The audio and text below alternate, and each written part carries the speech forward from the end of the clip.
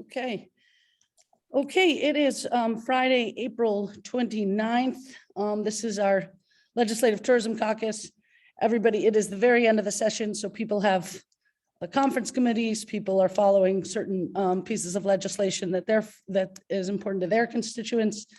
So we're just going to get a quick update on tourism stuff, and there's not too many people. Thank you, Representative Yantachka, for being here, but there's not too many people here otherwise, but we'll get this out to folks so that they know what's going on. But it's been a while since we've had one, and mainly because things seem to be moving along pretty well. We didn't have to really do too much pressuring of folks for different things, but we do want to get an update before the end of the session to see if there's anything that's still on the table that we need to do certain things for. So Amy Spear, the Vice President of the Tourism for the Vermont Chamber, has joined us and will give us that update. Thanks, Amy.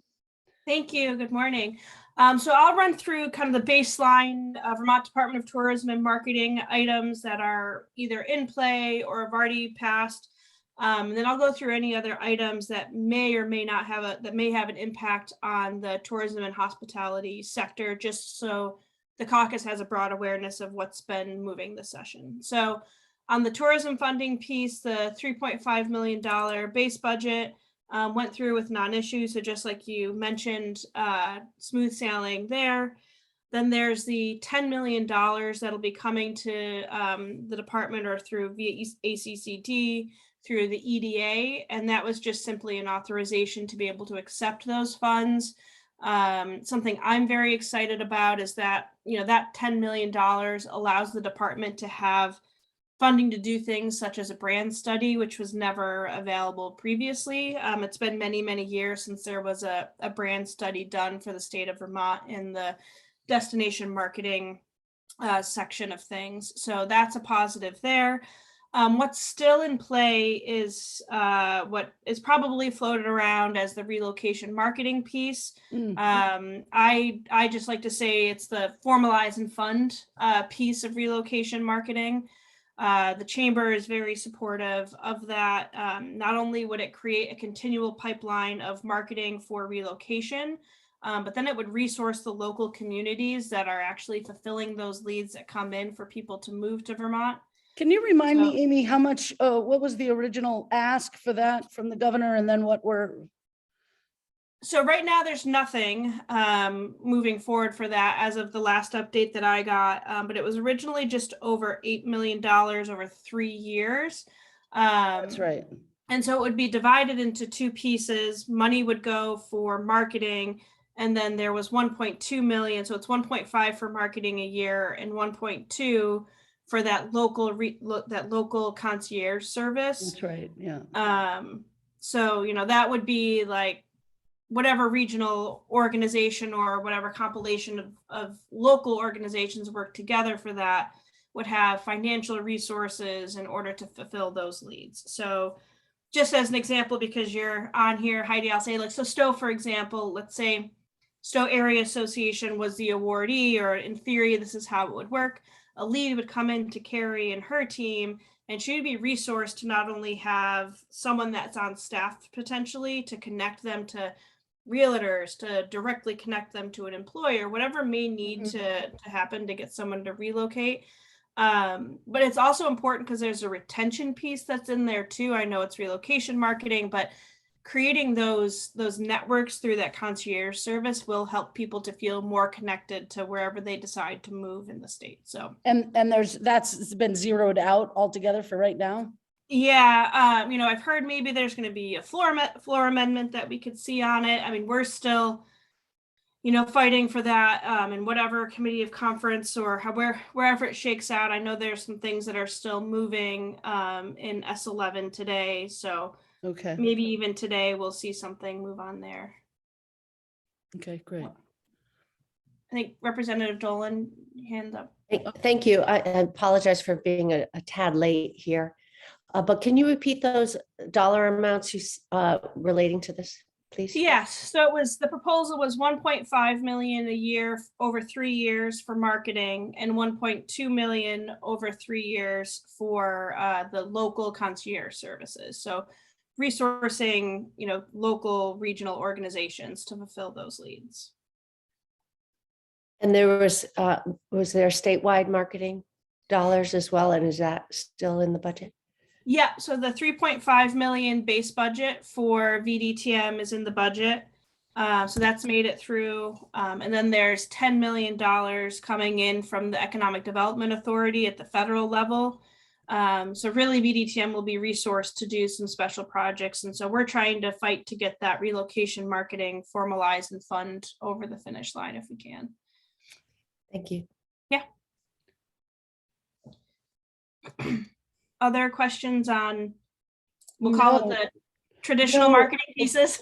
No, but this is again, the 10 million and 3.5 is pretty much a done deal. It's the 8 million that the governor proposed for this regional, this relocation marketing program and retention program. That is still, that you're still fighting for, and I assume VDTM is still fighting for. Yeah, and the relocation incentives were also cut out of the bill, and we're also fighting for those. And I can't recall that exact dollar amount off the top of my head, but it was in the range of several $1 million. That was which relocation? The incentive program. So separate from the formalizing fund, there was the incentive program, and it was following I think it was the JFO report that came out saying that the incentive wasn't a leading cause for people to move here. At least that's what that JFO report said. So we're still fighting for all of it, but really that formalizing fund, I think, will be really important, but no silver bullet. So a lot of things in the tool belt are helpful. Yeah. Okay, great.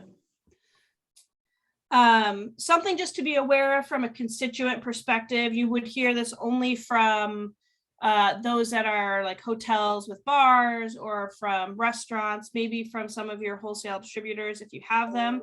The bottle bill passed out of Senate Natural. It still needs to take a stop in Senate Finance and Appropriations.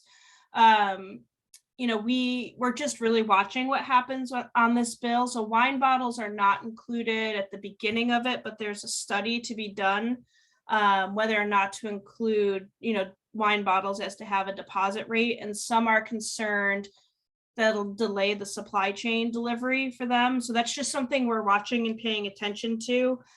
Liquor bottles would now be included in the bottle bill.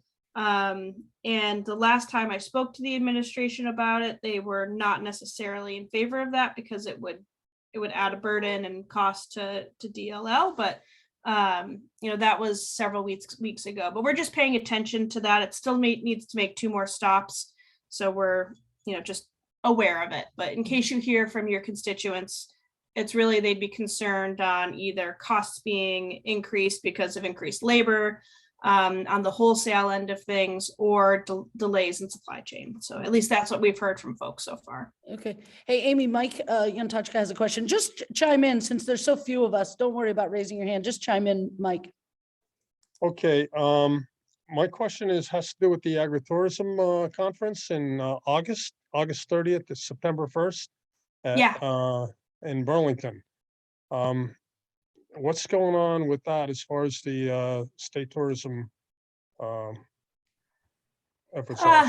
I'm not sure what the department is investing with it in terms of whether they're a sponsor or how they might be supporting it. But I can connect you with Commissioner Pelham to see if she has an update for what the state's doing for supporting that conference. I know they've been working on that for a long time. It's been a long time in the making and slightly delayed due to COVID. So I know there are a lot of people that are really excited to have that finally here in Vermont. I will say, Mike, Anson is actually sort of the lead on that. So I can connect you to Anson and Heather and see if Anson's really taking the lead on that. But all right, great. Thank you. Perfect. Thank you. So just some awareness things there. Then on the liquor bill, that's already passed out of the House. So I'm really not going to spend a lot of time updating there, but essentially the biggest change that would impact the tourism and hospitality space is that ready to drink cocktails and fortified wines would now be able to be sold in the retail space and through your wholesalers. So for like fortified wines, for example, there's only so much shelf space in the 72,802 spirits stores. So that allows, the Farrells, the bakers of the world to distribute that directly to the restaurants. And a lot of restaurants use that in, their onion soups as an example. So some are very excited for that change. And then also ready to drink cocktails. There's a few good things on that. So in particular, for restaurants and event caterers with first-class licenses, these changes will allow those licensees to be able to serve those ready-to-drink cocktails. So someone that just has a beer and wine permit, so like a Stowe Vibrancy event, I think they generally just get a first-class license. They'd be able to serve a ready-to-drink cocktail because essentially it's looking at ABV is ABV. It doesn't matter what the base is. At least that's kind of the background or the foundation of this sort of change. Is if it's 10%, it's 10%. So Is that what the ABV is what it goes up to? Do you know? I believe it's 12% is that Okay. it goes up to. And so it's right along the lines of beer. So it's a similar treatment to how beer's treated in the Okay. retail space in terms of ABV. Okay. So I just wanted to be brief on that one because I know it's already been passed out of the House. Mhm. And now where there are a lot of moving pieces is in S11, which is now, as you all are aware, carrying the workforce and the economic development items. So things to point out that are still moving. We're still hearing that there's going to be changes, today. So I guess all of this is with that caveat is that nothing's final. But things that we're working on in particular is the VITA forgivable loans. So that's the, 1-2, you apply for the loan and you're forgiven at the same time. That's gone up from 15 million to 19 million, or at least that's the target goal right now. Some other technical changes that we're advocating for would be increasing the cap to $500,000 for 6 months of operating expenses. So I believe it left the Senate with a cap of 200,000. The other language that we're working on getting stricken out, if it's not out already, is the language that it had to be a 50% reduction in 2021. Let's take and then also moving the 25% reduction to 20. I'm just gonna get a cough drop real quick. That's okay.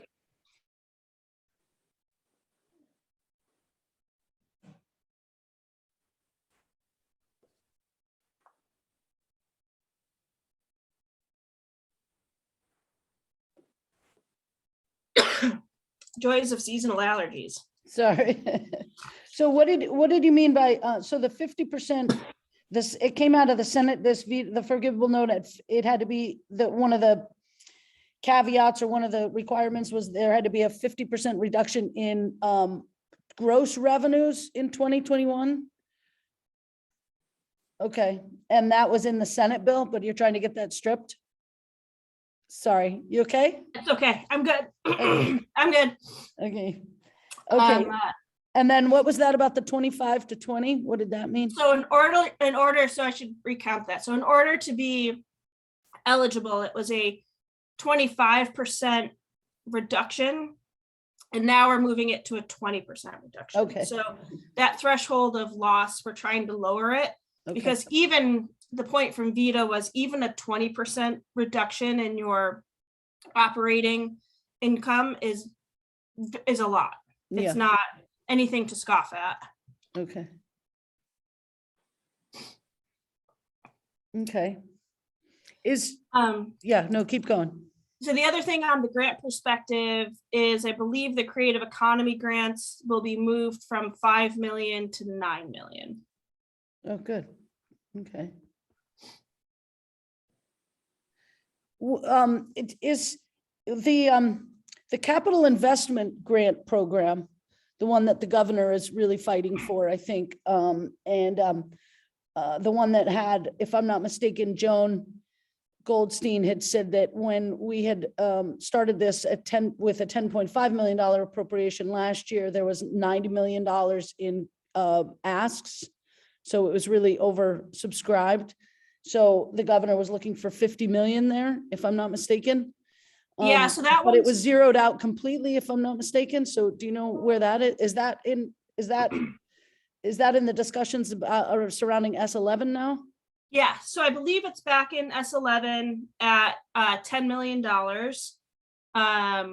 Heard rumors that there could also be a floor amendment on the capital investment. I think there are those that are really trying to get it up above that 10 million. I think there are some that have said it's originally the capital investment program was for capital T transformational changes, and this reduced investment is really lowercase t capital, lowercase t transformational changes. So it just reduces those opportunities that are available. Okay.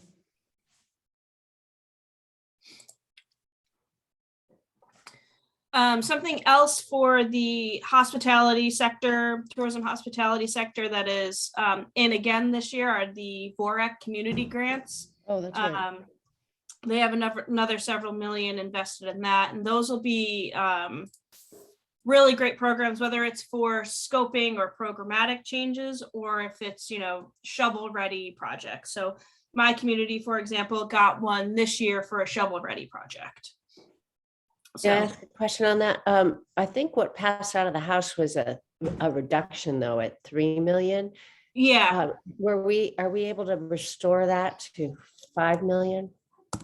I know that was the target from last year. We supported that at 5 million. And of course the demand was substantial. I am very appreciative because when we started the program, it was around, I think 200,000 or so. Yeah. And the demand was, we barely could scratch the surface there. So pleased to see Governor really promoting this and increasing the funding there. But again, I know that with competing demands at the House side, we had unfortunately reduced that to 3 million. So can you help me understand where the funding level is for those?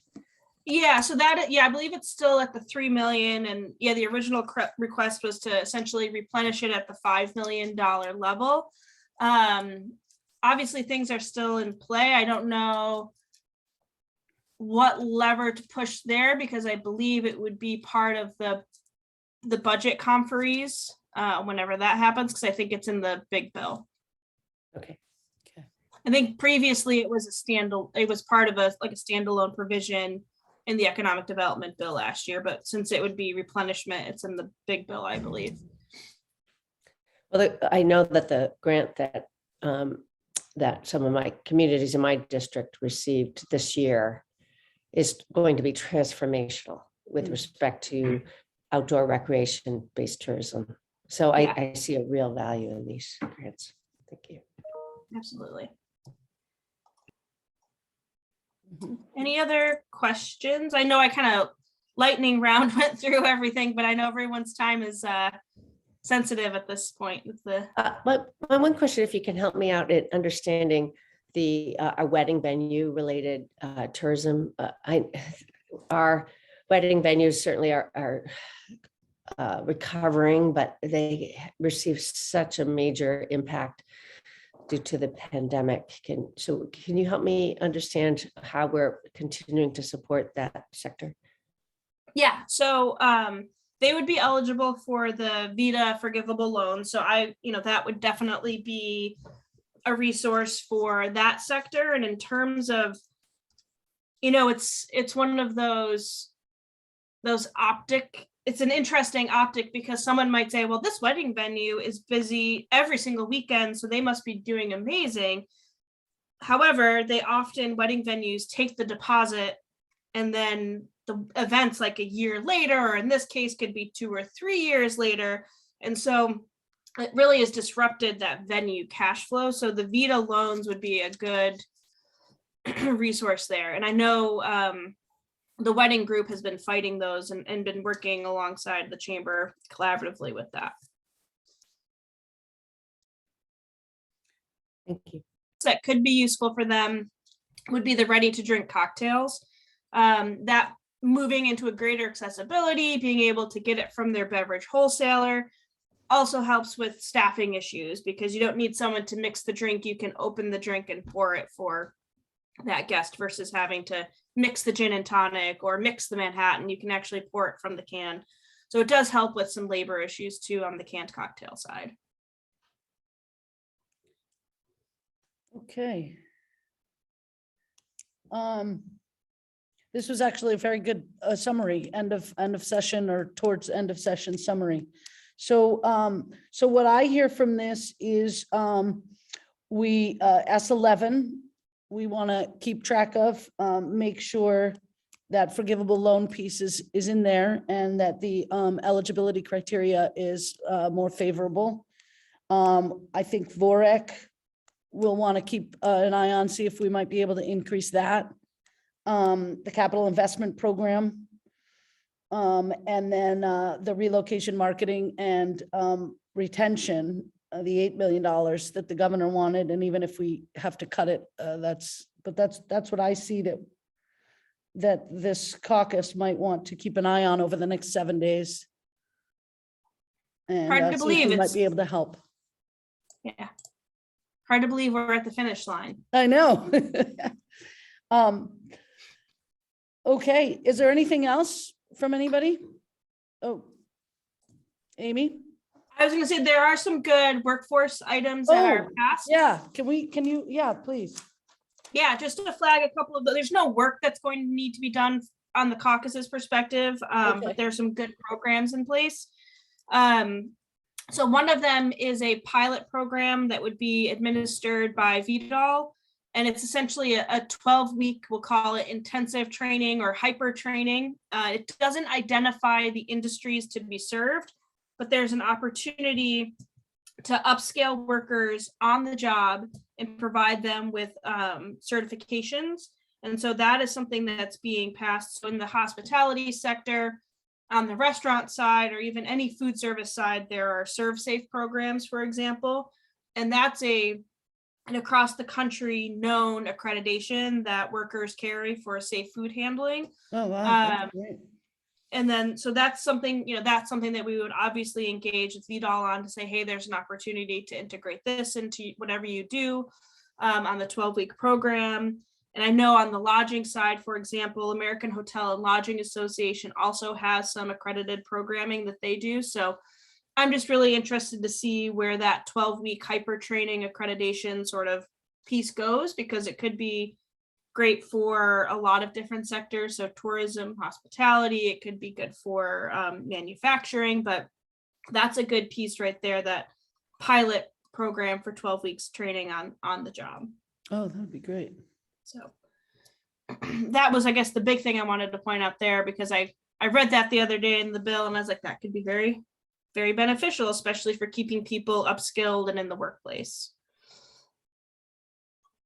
And these are national accredited, these could be, if we put it together, if the industry puts it together, there are national accreditations or certificates for food service and for lodging, you said? Yes. Yep.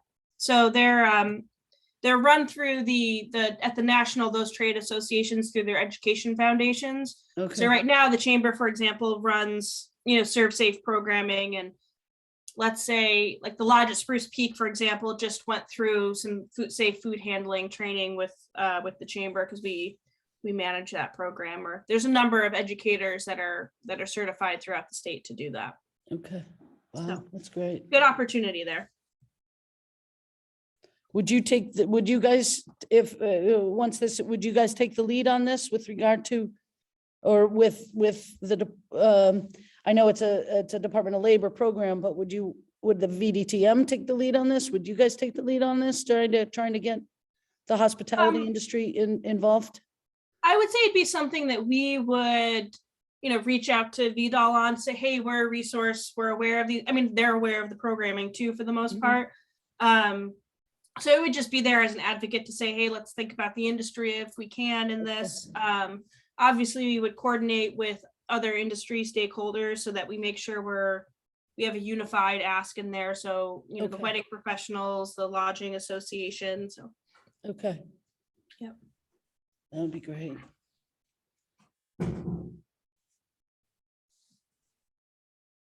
Okay. So I guess those are the big items there, and then one little workforce item, not little, but one newer workforce item to flag that could be beneficial That's great. as we see it programmed. Lightning round. So Are there any, does anybody have any questions? Any more questions for Amy? Any more comments? My only question, I guess, is regarding next steps and how we can help. I know that time is at the essence right now, and we have a wager out there as to when we're going to adjourn. But know that I think that the House and Senate are already in conference over the budget, and so whether there's some key priorities we can hit hard with the letter, or I'm open to your suggestions. I guess on the bright side, Representative Jerome is in the committee dealing with S11, so perhaps she might be able to help guide with what levers need to be pushed for committee versus floor versus the conferees. I feel like it's all at play. It's like a Thank you. I'll reach out to her. Thank you. Yeah, Carrie, why don't we Amy. reach out to her and see what she thinks as a caucus we might be able to impact on this, That'd be on great. any of these things that are still in play. Great. Yeah. Yeah, Amy, you said S11 has the Vita for forgivable loans in it. yes. And if I look at S11, that has to do with robocalls. Is that is that being superseded with language? So Or is it included in that? I don't believe the robocall language is included in S11 anymore. So it's now become the Workforce and Economic Development Bill. Okay. All right. I'll have to look at where to get up-to-date information on that. Thank you. Yeah. Okay, well, this was great. And this is probably our final meeting. I know we didn't meet too much, but as I said at the beginning, things seem to be moving. I think people over the course of the pandemic came to realize how important tourism and hospitality is in Vermont. And as a result, I think it was a priority for many people. I'm hopeful. Obviously, our Tourism Caucus was founded to ensure that continues and is sustained, and those efforts to support our tourism and hospitality industry. So obviously, this is probably our last meeting this year, but we're going to continue on, and we thank you, Amy, for all of your work on behalf of that industry. We certainly thank that Heather was unable to make it today, the commissioner of the Department of Tourism and Marketing, but your ability, your availability to us has been throughout these last 2 years. This session has been enormously helpful, and I think we're all grateful for that leadership on your part and leadership on Heather's part, and all of the commissioners who work together on it, whether it's agriculture or forest and parks and other things who understand the importance of tourism. So I guess I just want to, on behalf of the caucus, thank you and thank all of those stakeholders that have been working so hard. And then thank, obviously, the legislators who have all been involved in this effort throughout the last 2 years and beyond. Actually, we had this, we started this a few years ago. So I think that's it on our end. We will keep in touch. Carrie, we'll reach out to Stephanie, see what our caucus might be able to do for these last few days of the session to further impact things. But again, thank you all. And I think we'll sign off.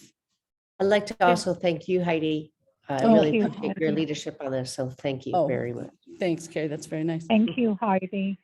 Oh, Mary, Yeah, hi. and I was my wondering if thanks as that was well. you. Thank you all, and we'll fight for the rest of the stuff. Great. Thanks all. Thank you again, very Amy. much. Bye-bye. Okay. Thanks, See you in Amy. about an hour.